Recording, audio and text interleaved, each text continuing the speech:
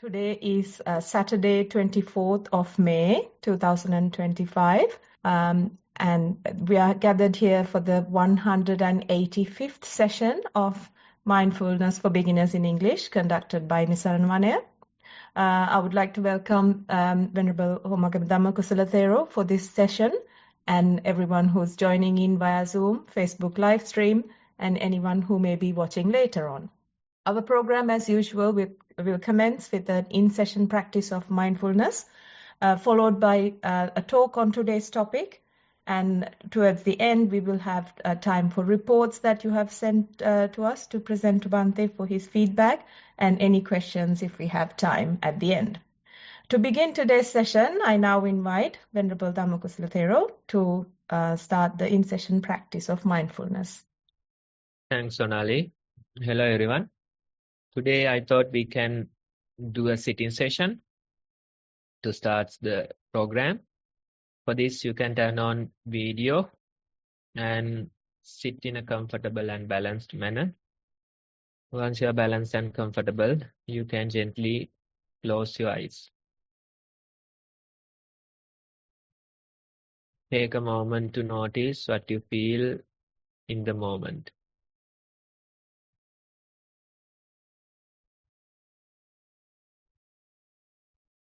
You may probably feel the breathing in your body.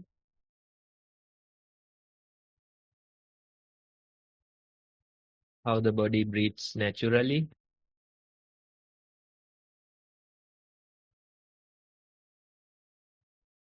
Notice how the breath goes in, how it comes out. Again, the breath goes in and it comes out.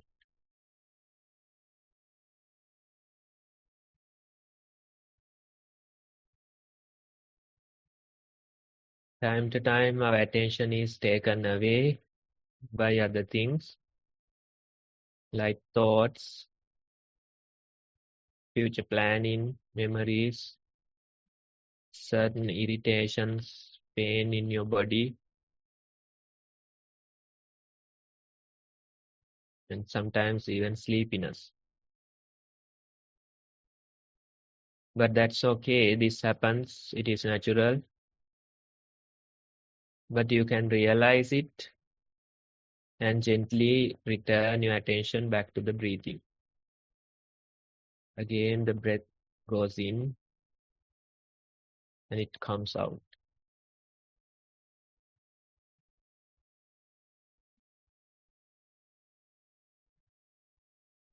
Repetitively, your attention goes away, but you can realize and bring your attention back to the breathing.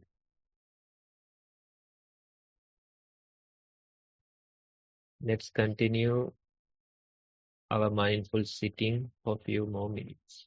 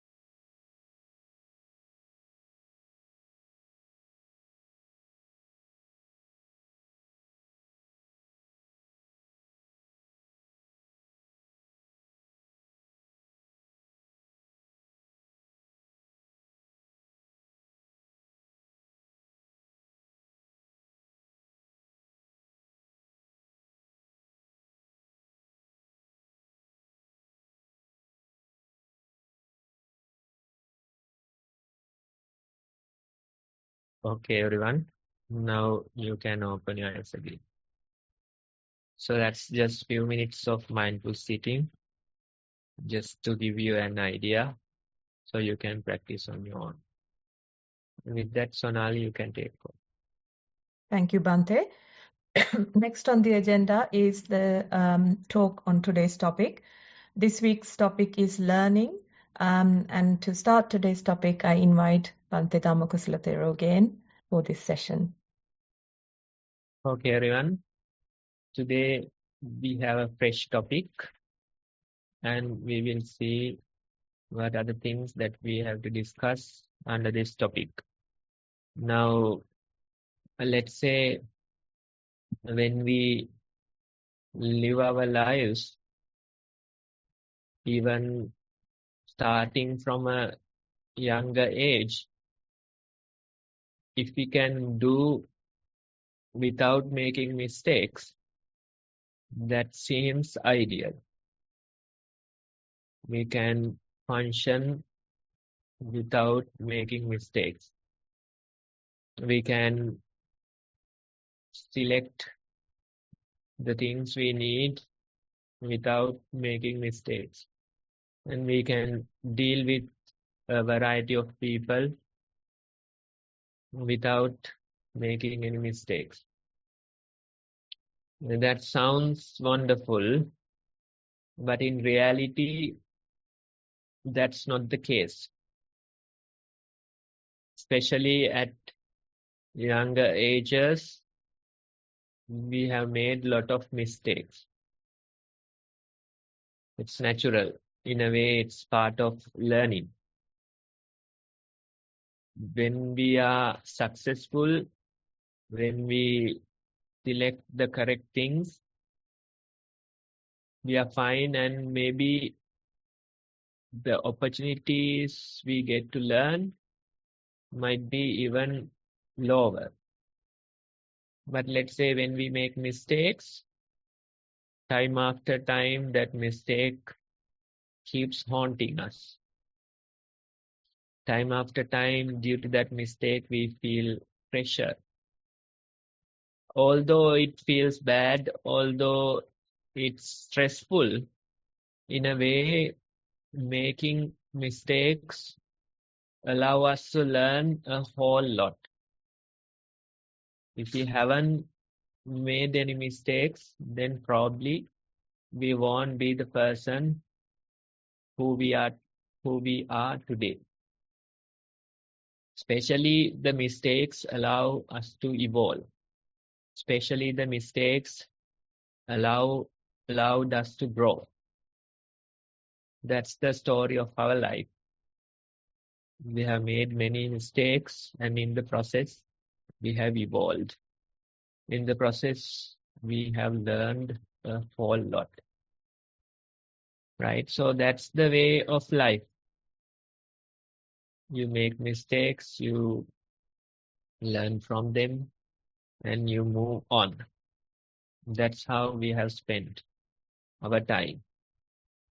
Now, when we talk about mistakes, sometimes we try to deny. We don't like to accept the responsibility for this mistake. We feel fearful that people might blame us. We feel fearful that this is not good for a person like me. Everybody will laugh at me. All those thoughts come. So in a way, our ego goes against accepting the responsibility for certain things. We would rather prefer denying. We would rather prefer avoiding dealing with such situations. But in real, it's not gonna work. Although you try to deny, other people feel that you have done it. Although you try to give you excuses, others might recognize that you are the one who made the mistake. Right? So when we think about such situations, it's good to, in a way, take the responsibility and somehow deal with it. Even nowadays, there's this idea of making the mistake old, and that's a short form. Old means first you have to own the mistake.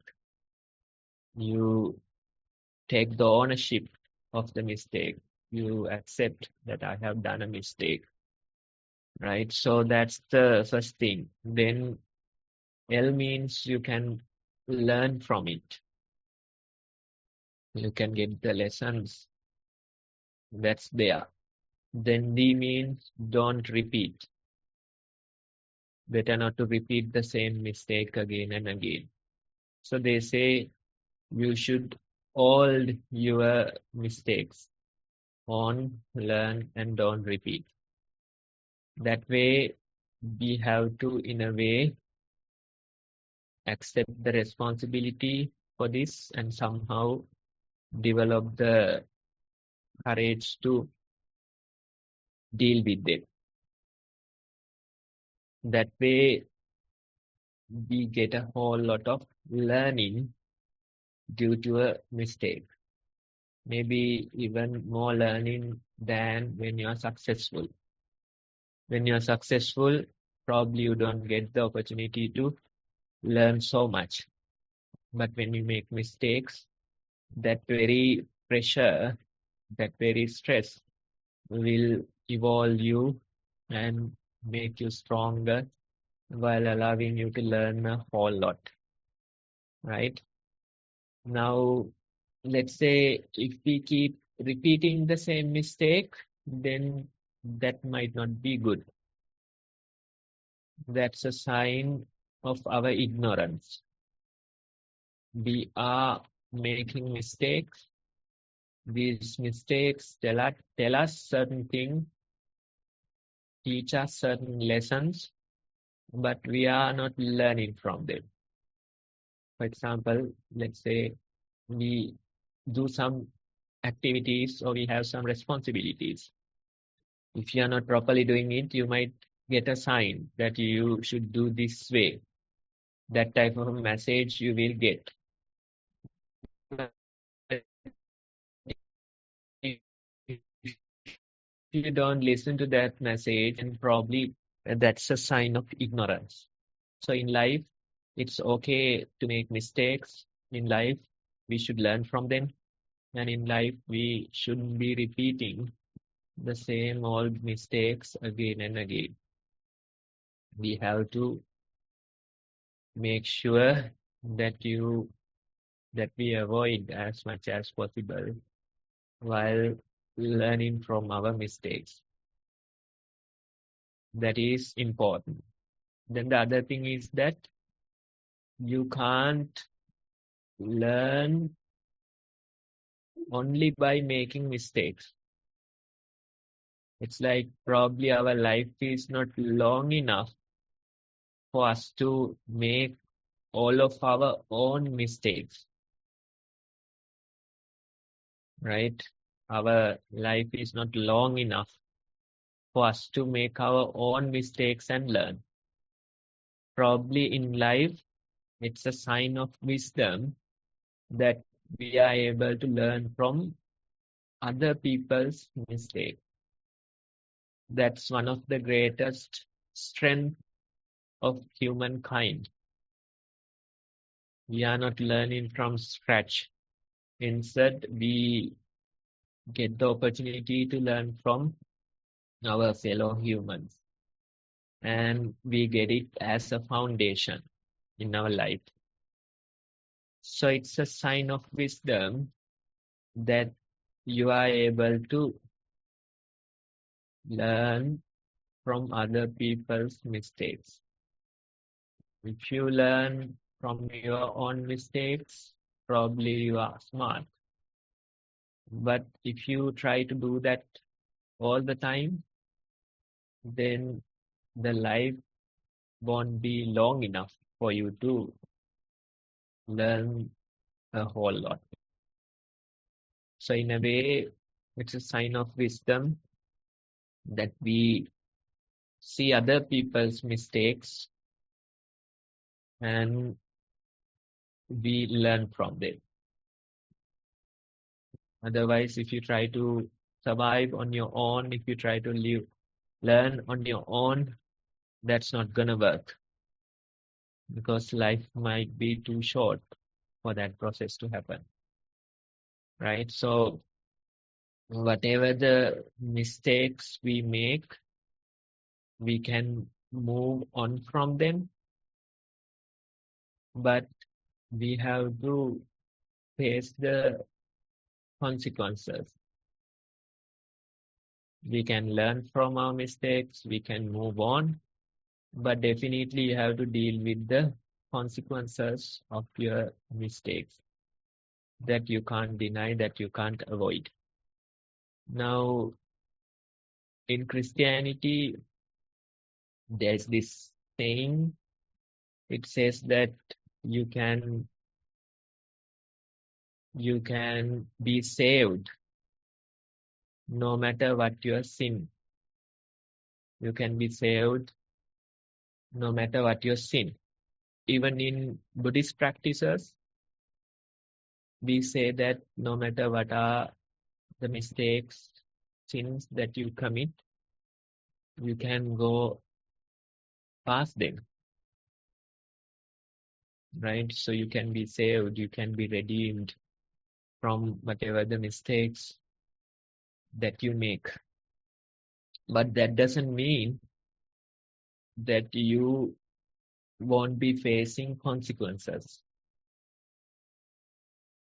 Your actions have consequences. So if you make bad mistakes, then the consequences will follow, right? So in a way, it's good to learn from other people's mistakes and try to avoid them yourself. That's important. Of course, there's a chance for us to recover from whatever the mistakes we make. There's a chance for us to move on from whatever the mistakes we make, but it's hard. It's not easy. I remember one incident. We were in a group, I think maybe teachers or directors in the education system, and we were sharing some experiences, maybe like few confessions, and one of them anonymously they wrote about one incident that happened probably like 15 years ago, and that person was confessing about an act committed through anger. And that person was saying there was a pet cat at their home, and due to some incident, out of anger, that person hit that cat with a club or something like that, and it died 15 years ago. But this person still feels that burden in their heart and still saying it was like a family member, but due to anger, I committed this act. And still, even after 15 years, it is bothering me, it is haunting me. So you can see it was an act committed 15 years ago. The person should have moved on from that by now. But it's not so easy. Especially when something greatly regrettable happens, especially when certain emotions are involved, it's not easy. So even after 1.5 decades, this person still is thinking about that incident, still haunted by that incident. So you can see mistakes are fine, but you have to face the consequences. Sometimes it's not easy to recover from them. And if that person keeps thinking about this for their entire lifetime, that might be the prominent karma that will create the next life. Unfortunately, that happens. Buddha says, if you keep thinking about certain karmic incidents, if you keep worrying about them, if you keep regretting them, then those forces will drive your next birth. He says, it's guaranteed that you will go to the hell. Right? So you can see, we prefer moving on. We should be moving on by some time, but still it is not so easy. Right? So we better learn so much from other people's mistakes, especially when you watch news. If you are watching, then there would be so many incidents that you get to learn a valuable lesson. It could be, in a way, it's not easy to watch these things. In a way, it's hurtful to watch these things, but things happen, people make mistakes, and we get a lot of opportunities to learn from them. Right? That way of learning is important. Otherwise, making your own mistakes and learning from them, it's not gonna be easy.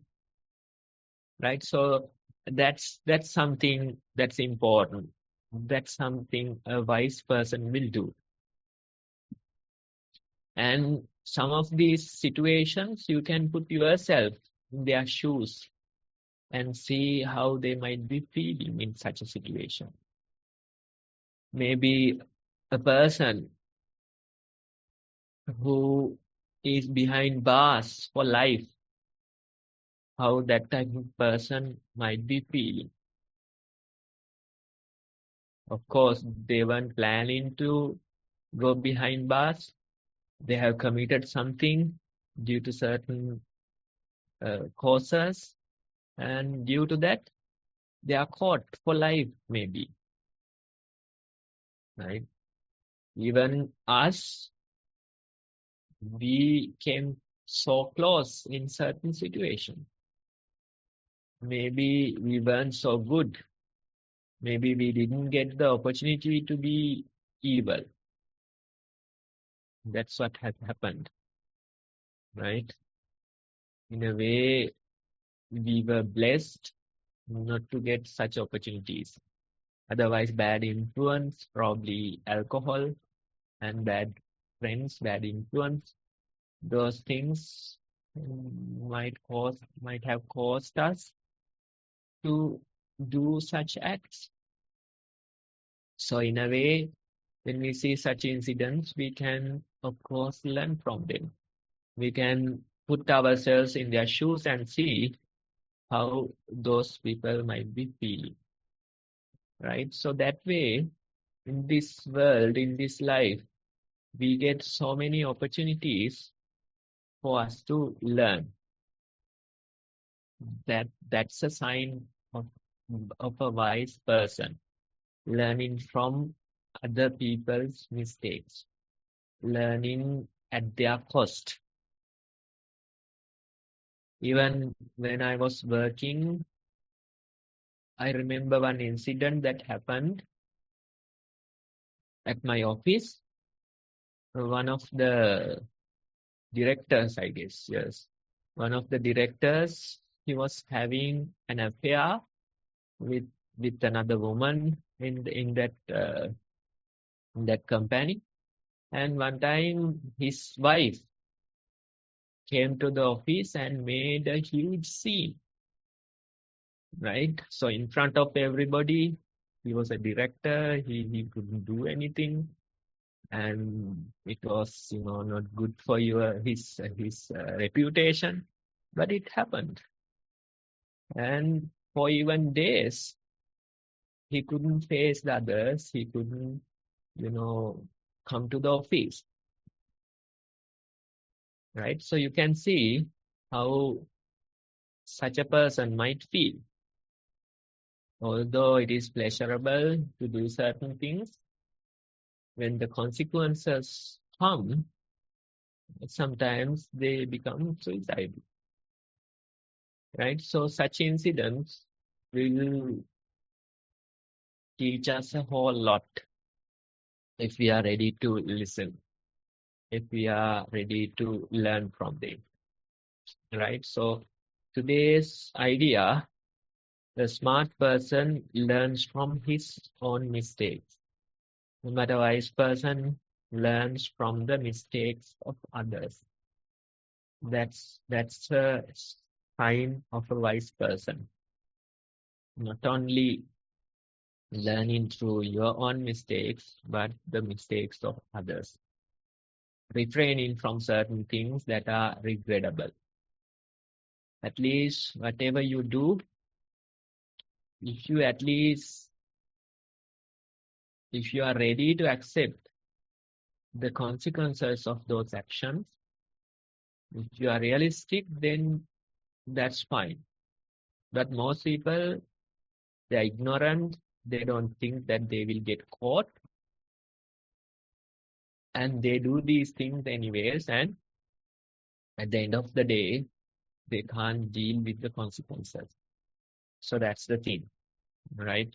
So in a way, the people's mistakes will teach us a whole lot. It's good to learn from such things, right? And when it comes to the practice of mindfulness, in a way, it encourages us to learn from other people's mistakes.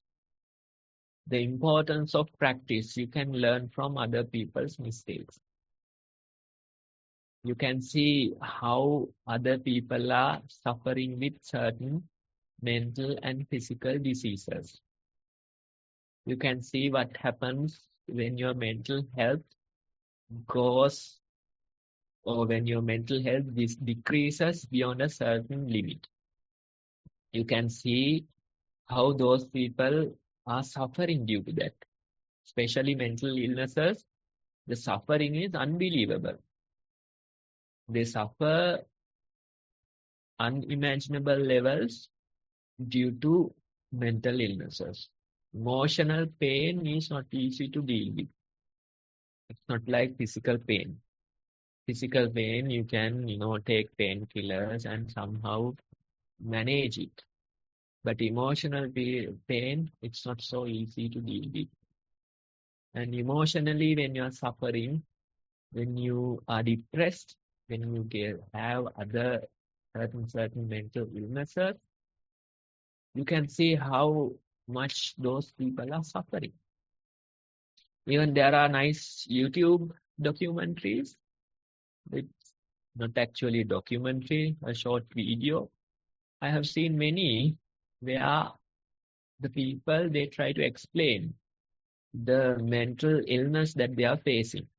Let's say OCD, they try to explain what they're experiencing due to that, right? So let's say the person is getting ready to go to work in the morning, and that person can only walk on certain colored pathways. The interlocks, certain colors you have to have, otherwise you can't walk. If you see a red car, you have to go back and start from the beginning. So all those things are compulsive thoughts. And due to those compulsive thoughts, this person has obsessions,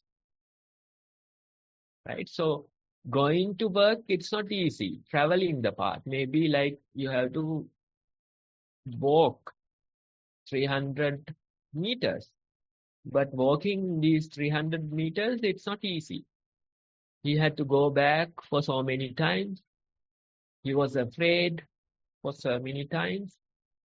Finally, after like 30 minutes, this person got to the office, right? So they are facing these type of mental illnesses and anxiety attacks. You can see certain videos of people having anxiety attacks, how they behave in such situations, panic attacks, right? So those information, either on internet or in our daily lives also, we get to see so much. We get to experience so much, right? So in a way, it's important that we learn from them. If you learn from them, then you would prioritize your mental health. You would do what's needs to be done for your mental health. You wouldn't be postponing. You wouldn't be saying that I don't have time. That's learning from other people's mistakes. I have seen this video, a father and a daughter. They are using this, I think it's kind of a AI app that will show you your evolution 50 years into the future, right? So the filter was applied on the father, and the daughter was simply a child, and she is watching by the father's side. And you can see through the phone that years are passing and the father is getting old. 5 years into the future, 10 years into the future, 15 years into the future, 20 years into the future, 30 years into the future, 35 years into the future. So that way, this app is taking the evolution into the future. And probably like at a 30-year mark, the daughter who was watching by his side, she was shocked. She couldn't hold her tears and she started crying and hugging her father. She got a glimpse into the future, what will happen in the future, right? So all of us, we have to go through these incidents. What can you do? The old age is, we have to face, each of us, we have to face that we can't avoid, right? So probably even using the help from an AI app, you can see what will happen in the future. You can see how your body will deteriorate. You can see how your taste will change, right? But in this practice, we don't have to use AI apps. The Buddha says that you should reflect on your old age. You should reflect on sickness. When we see a sick person, we can put ourselves into their shoes and see what will happen. How would I feel if I was in this situation? If I was suffering from this illness, right? So that way, in a way, this whole practice is focused on learning from other people's mistakes. See how the other people are aging. See how the sickness without notice come to them. Probably today you go to bed comfortably. Tomorrow you get to hear that you have a cancer. Probably it's in your lungs. Who knows? Right? So that way we can reflect on other people's situation, and that will create a whole lot of wisdom in us. Even Buddha did the same. He didn't wait for him to grow old. He didn't wait till the sickness arrived to him. He saw the other people's sicknesses. He saw how the old age comes to other people. He saw how the death comes to other people. Right? So that way, it is wise to learn from other people's mistakes. And if you learn from them, then definitely you would have different priorities. You would prioritize your mental health. You would prioritize the practice. You would prioritize certain things, maybe spending more time with your family, right? Those things, the much valued things, you will prioritize. Okay, so that way, we have to make sure that we are learning from other people's mistakes. If we learn from them, then we won't wait till it's too late. We would do the necessary things. We would prioritize the correct things, right? So that way, we can change the course of our life, the direction of our life. And when we know the practice, when we know the present moment, we say all the answers are there in the present moment. All the knowledge, it's there in the present moment. Whatever the problems that you are facing, the answers are there in the present moment. Whatever the knowledge that you seek, they are there in the present moment. So far, you haven't noticed them. Why? Because you are too distracted. You are too distracted with the past. You are too distracted with the future. You don't see the answers right in front of your eyes. You don't see the knowledge right in front of your eyes. Probably that's another cause that we make a whole lot of mistakes. We are too distracted. We are too occupied. We don't see what's in front of our eyes. That's the thing. Maybe the problems that you're facing, the correct answer or correct choice, you don't have to go looking for it. Instead, if you can just be, then the answer will pop up to you. Whatever the problems that you are facing or the knowledge that you need, it's there in the present moment. Instead of seeking for knowledge, if you simply be, that knowledge will come to you. That's there. Even yesterday, I attended a Q&A session. It was a master training program done in Tamil. I don't know any Tamil, but I joined the Q&A session and they presented their experiences in the Tamil language, and there was this facilitator, Satipatila facilitator. He translated them into Sinhala, right? So they were sharing their experiences, some kind of a Q&A session. Now, one of the practitioners, they have done it for probably 6 weeks. It's a 8-week course, 8-session course. Each session takes 2 hours. 2 into 8. That's the length of the program. So they have completed six sessions.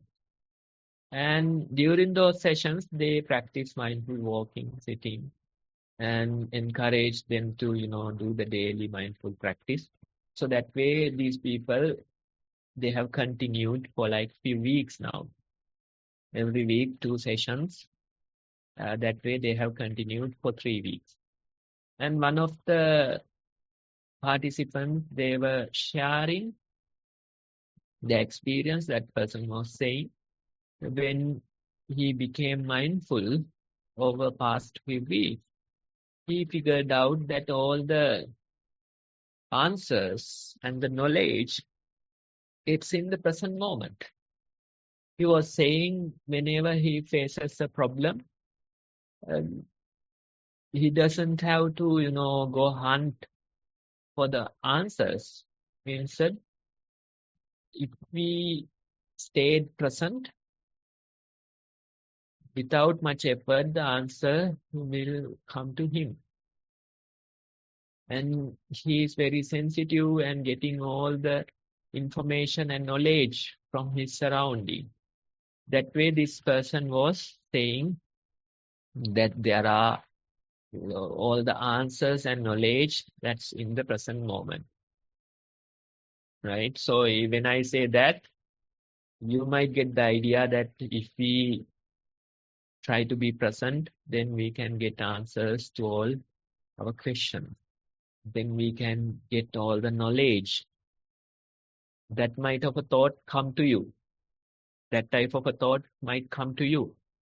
But actually, when we try to be present, we are not practicing mindfulness just to plug into that knowledge. We are not practicing mindfulness just to get answers to our questions. That could be a byproduct.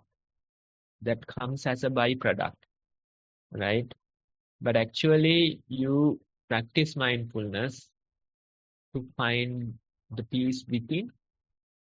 And in the process, as a byproduct, you get answers to your question. You get the vast knowledge that's there in the present moment.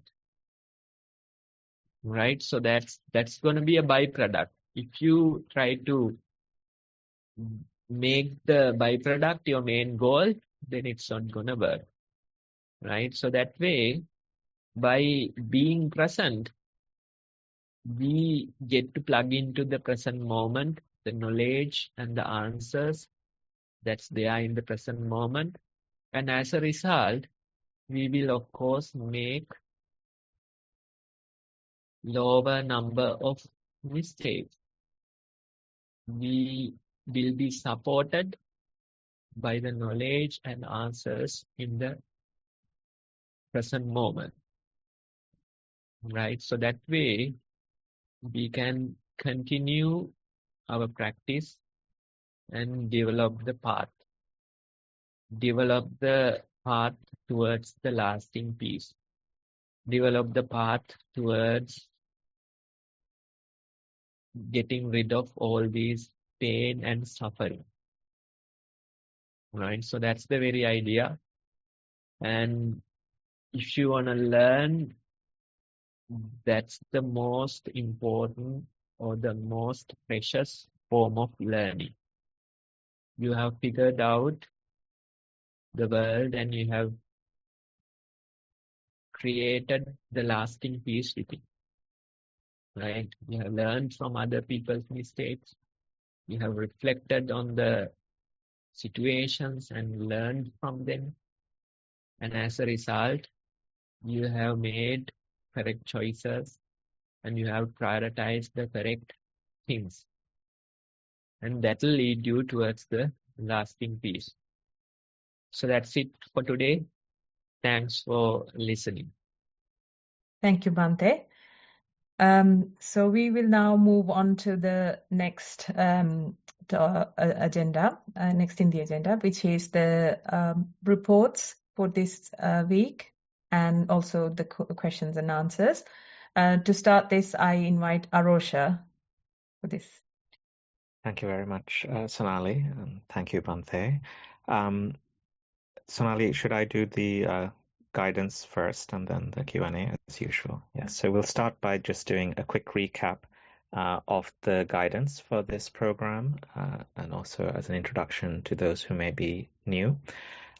So the essential advice to participate for the Mindfulness for Beginners program is to watch the basic instruction videos on mindful walking and sitting practice.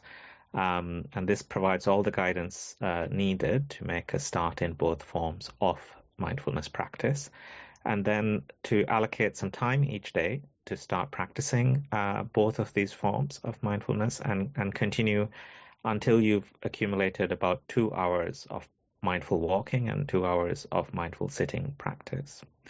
And then the next step based on that experience is to write a report, what we call a reflection report, of your experience. And you could also include any questions you have as part of that. And you're trying to describe what you felt while walking and sitting, what you recognized in terms of sensations, about your posture. And this could be when you're walking, it could be the texture of the ground, the pressure points on the soles of your feet, how your body weight shifted from one leg to another. And similarly, when sitting, it could be about the sensations of the breath coming in and going out at your nostrils and on your upper lip, or the rising and falling of the abdomen, and so on.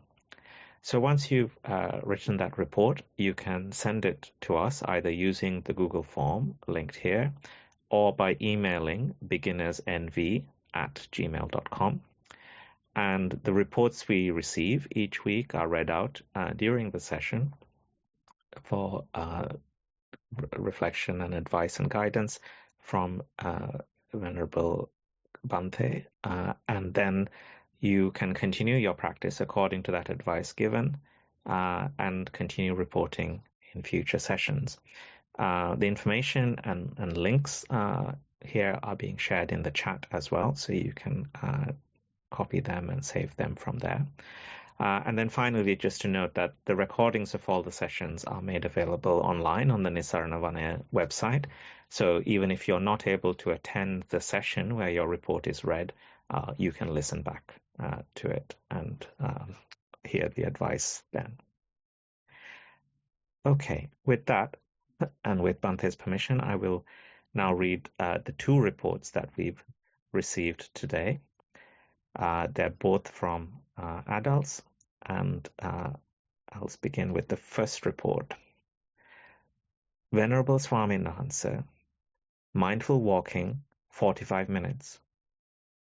I walked freely 6 times to and fro, then started observing the sensations underneath the soles of the feet, labeling them as left and right. I could feel the hardness and softness of the flow. Mind started to proliferate, but I thought for myself, what am I thinking now?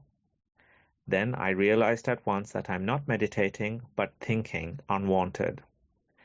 Naturally, I felt the hardness of the floor. I could observe 8 footsteps mindfully. Mindful sitting, 45 minutes. When I sat down comfortably in easy pose, I could observe my body as a statue. Initially listened to sounds. Then, naturally, attention was grabbed by movements of the belly. I could observe 6 movements in a length. As thoughts scattered, I thought, I'm here right now. Then again, observed movements. Risings were longer than fallings. Thero and Saranai, Uttam Swami Nahansa. Report ends, Bhante. Okay, now the basic idea is there. I would like to point out one thing, both in the walking and sitting practices. Now, you mentioned that you realized you are no longer meditating, but thinking, right? So that moment that you realize this, right? Again, you become a meditator. That unconscious process happens. It's a subconscious, unconscious kind of a process. You have no real control over it, right? Thinking happens automatically, and you are dragged towards that process. And maybe after a few seconds, few minutes even, you suddenly realize that you are no longer with your breath. Instead, you are thinking. The moment of that realization, again, you become a meditator. Why? You became mindful that you are thinking. Mindfulness of thoughts, we say, right? Then as the second step, you return your attention back to the breathing or the hardness of the floor. That's the second step. But at the very first step, you became mindful again. You became a meditator again, right? So that's the idea you have to get. It doesn't matter that your mind keeps thinking thoughts. If you can become mindful that your mind is thinking thoughts, then you can meditate among them. Then you don't have to return always to the breath for meditation, or you don't have to return always to the steps for meditation. Instead, even the thoughts happen, you know that thoughts are there. That very knowing is mindfulness, and in a way, it's kind of advanced practice. It's not so easy as observing the breath. Becoming mindful of these thought processes, it's kind of a challenge, but we can do it. And when we do it, we realize now the thoughts come and go. I meditate continuously without breaking my meditation. You are not breaking your meditation because you sustain your mindfulness among the changing objects. So that's the very idea. Try to develop that part in your practice. And when you develop that, the thoughts no longer will be breaking your meditation. Thank you, Bhante. The second report begins, mindful walking. Walked in the local area. It was a brisk walk. Noted feet movements at first, then weight shifting and quicker heartbeat. Contact of light breeze on face and sounds in the background. Awareness returned to feet movements. Thoughts arose and passed without storytelling. Walked for 40 minutes. Felt energized afterwards. Mindfulness during the day. In amongst the usual worldly events, such as going to work, household chores, food shopping, meeting friends, etc., it was interesting to notice the workings of the mind. 10 minutes before going to train station, lots of scenes about walking quickly to station, getting to work on time would arise and pass. Once this was noted and allowed to pass, mind and body both relaxed. When a client was running late for their session, slight agitation noted. Again, when this was observed, mind and body returned to a calmer feeling. While cooking and cleaning, awareness naturally was with the activity, perhaps because these are being practiced on a regular basis as mindfulness during the day.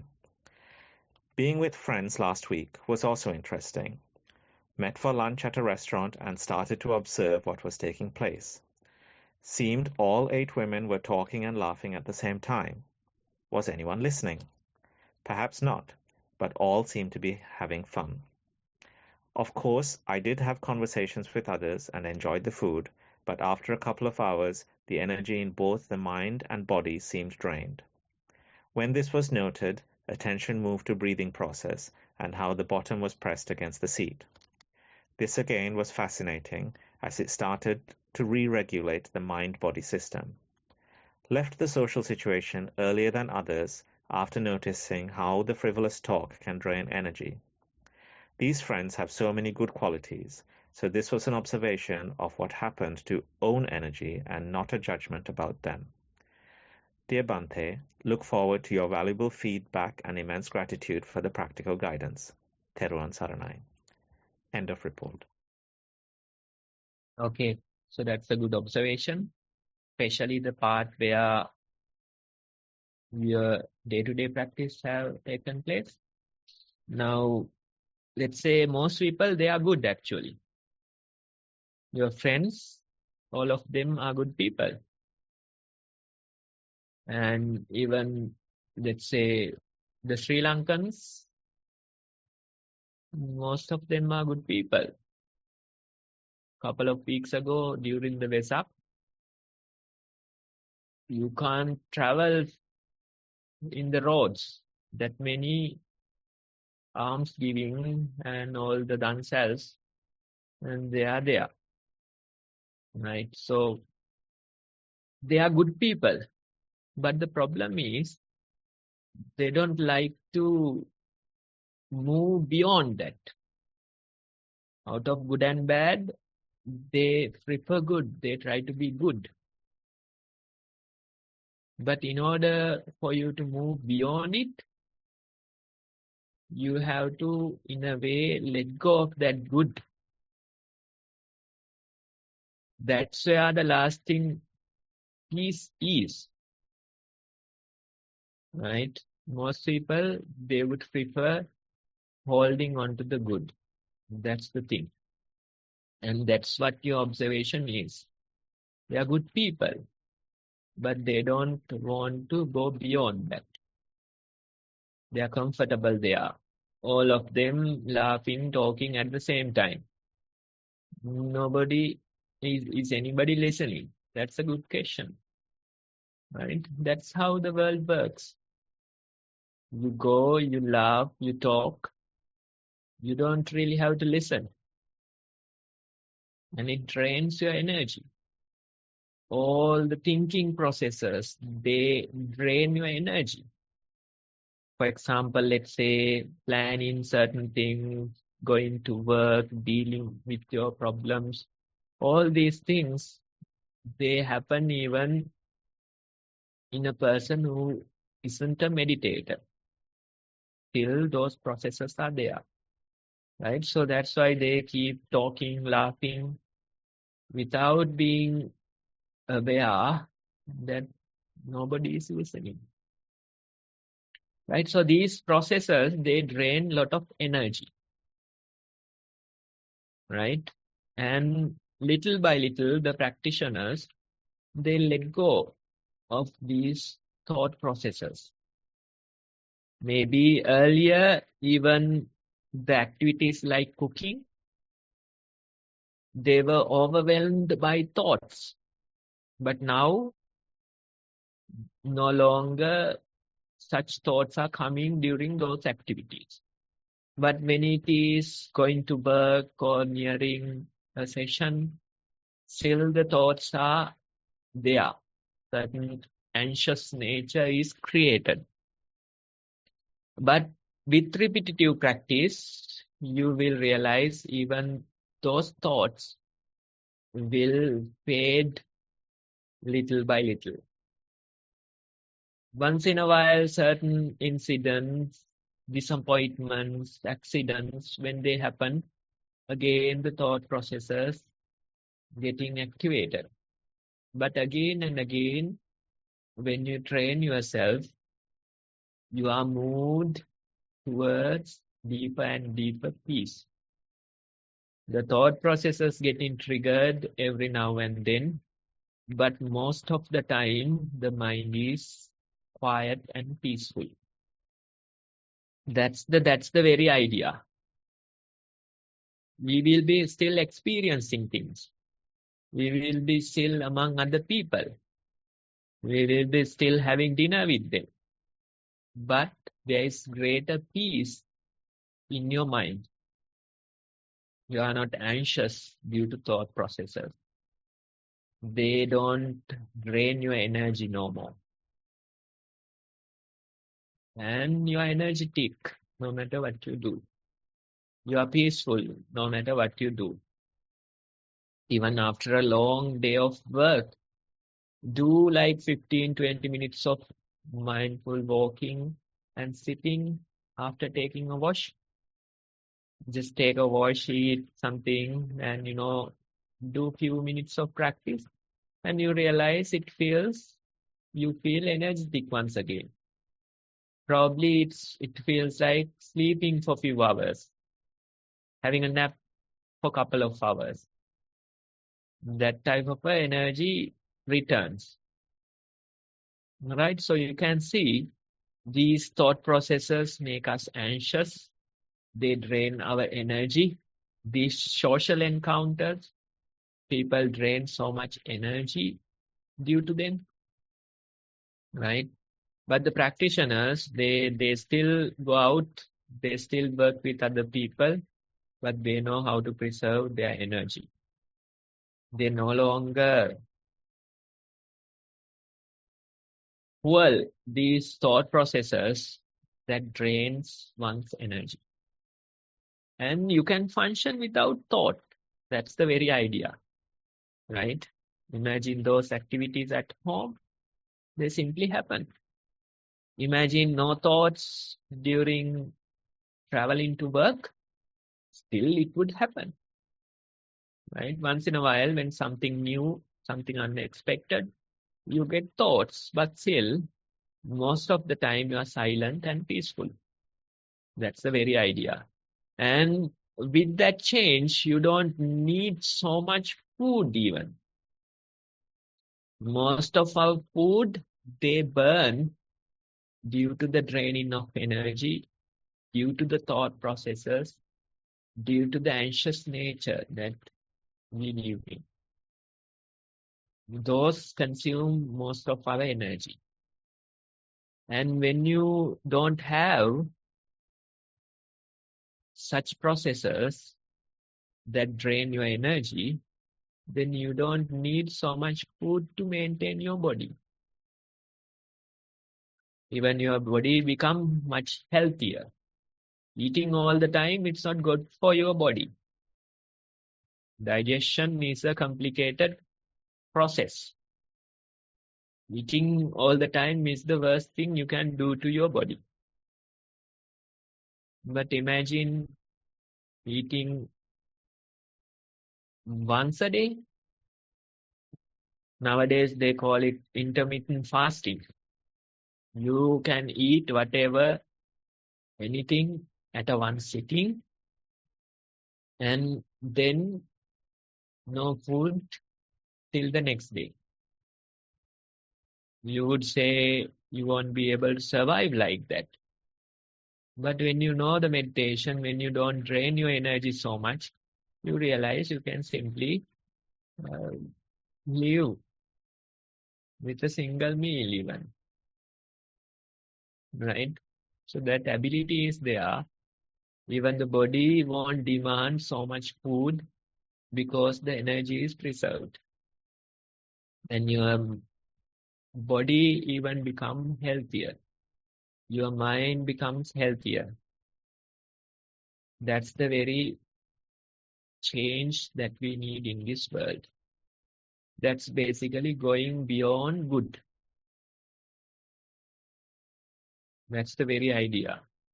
Or even the majority of the community or the people, they don't dare going beyond the good.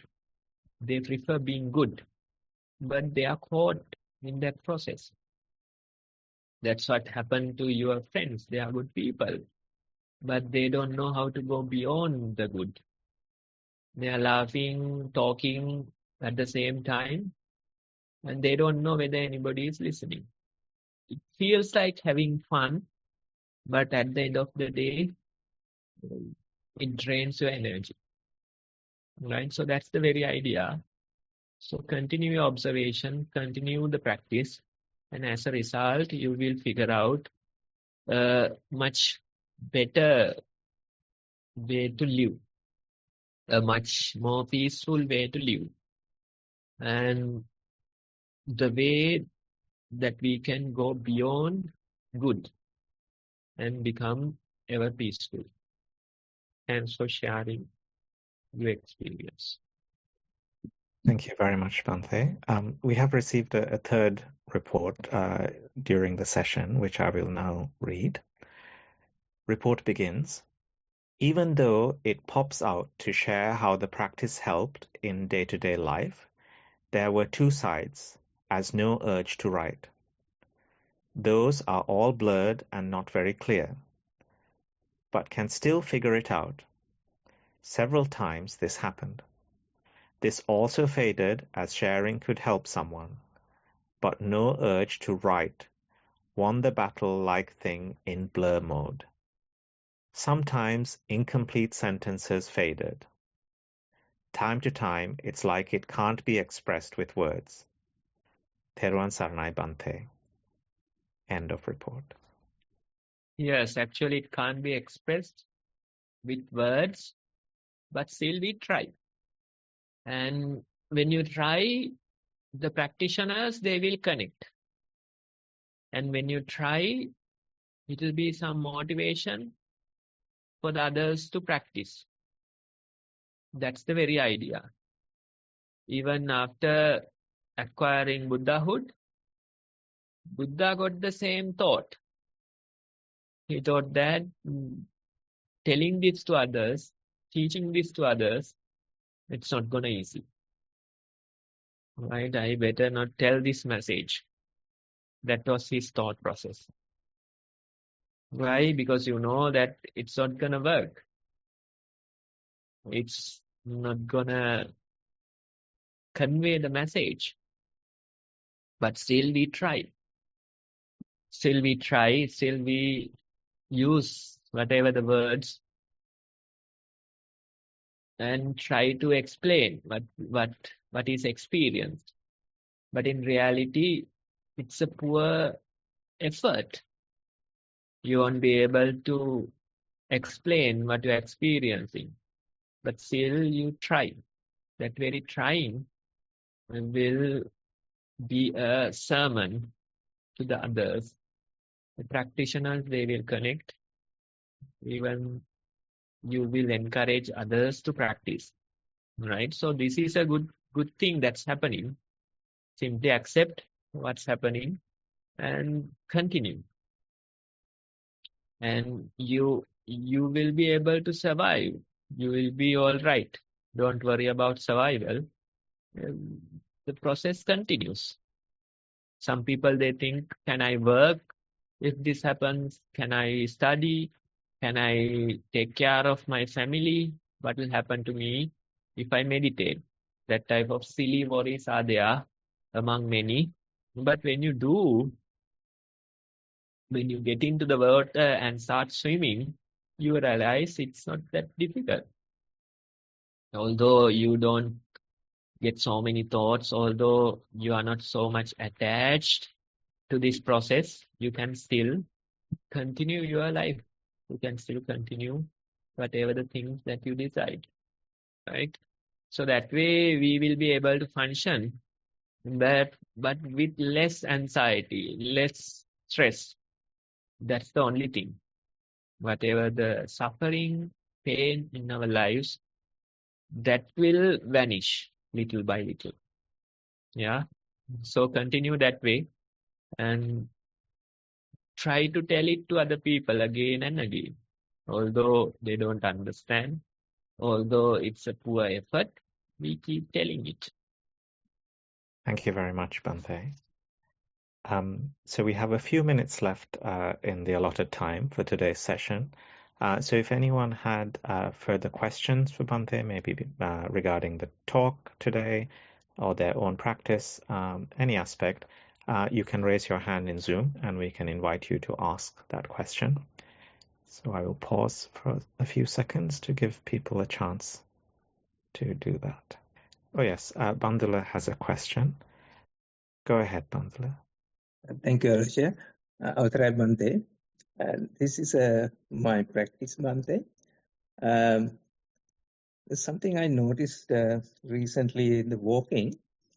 So when I was walking one day, I found, so I could see that my, the walking as an object, so like it's the leg lifting, carrying, then dropping. I could see the leg as object. Then again, there's a mind also there.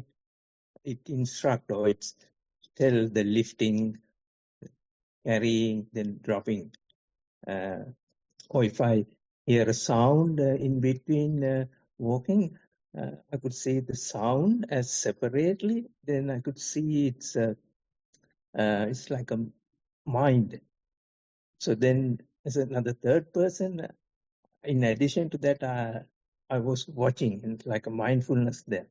So that was a little bit awkward and very unusual for me. So I thought I would like to tell you that this experience.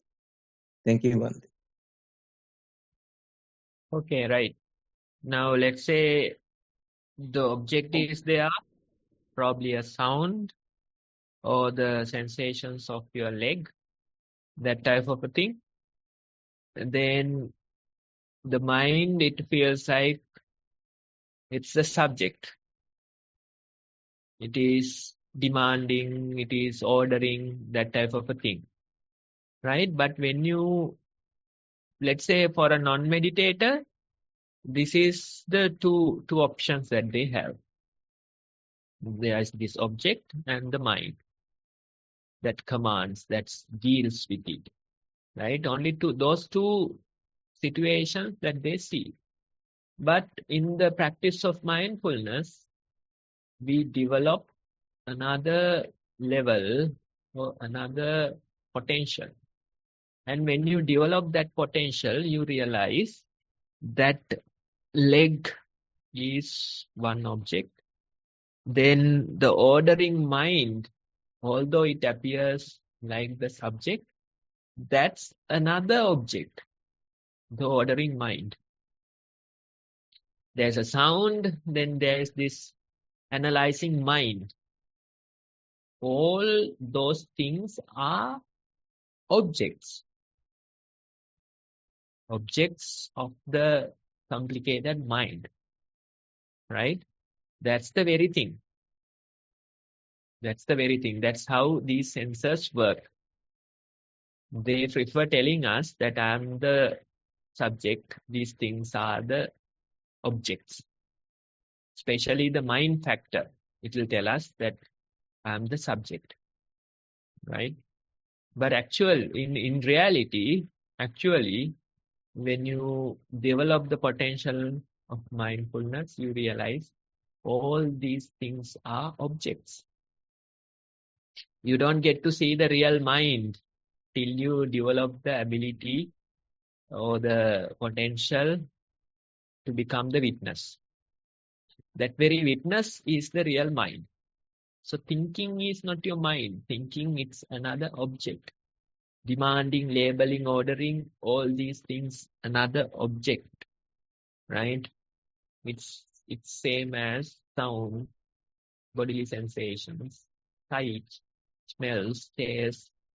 Then the sixth one would be the mind objects, like ordering, demanding, thinking, all those things. Right? And the potential to become the witness, that's the very nature that will drive us towards the real mind. I'm not saying it's the real mind, but it will drive us towards the real mind. It will lay us the pathway towards the real mind. And one day when you experience the real mind, you will be muted. You won't be able to reflect. That's the very nature of the real mind. Right? So far, things, they have deceived us, telling that this is the real mind. It's another object that has deceived us, telling it's the real mind. It's another slave that acted as a master. Right? So in the process of practice, gradually this witness position, that's the real potential. That potential will gradually lead you towards experiencing the real mind. But when you really experience the real mind, there won't be no experience. That's the thing. That's the thing. You will be muted. You won't be able to reflect upon it.